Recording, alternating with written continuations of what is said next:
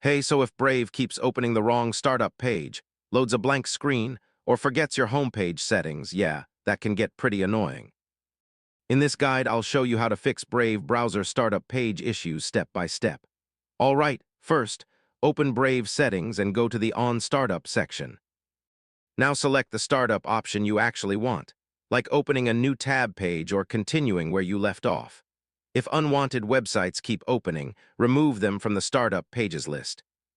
Now go to the Appearance section and re-enter your homepage address if Brave keeps forgetting it. Some extensions can hijack startup settings, so disable any suspicious or recently installed add-ons.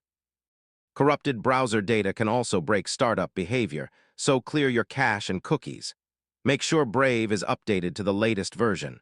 Older versions can have homepage and startup bugs. If your startup page keeps changing automatically, scan your computer for malware or browser hijackers. If the issue still continues, reset Brave settings to default to restore clean startup settings. And yeah, that's it. Once these fixes are applied, Brave should open the correct startup page normally again.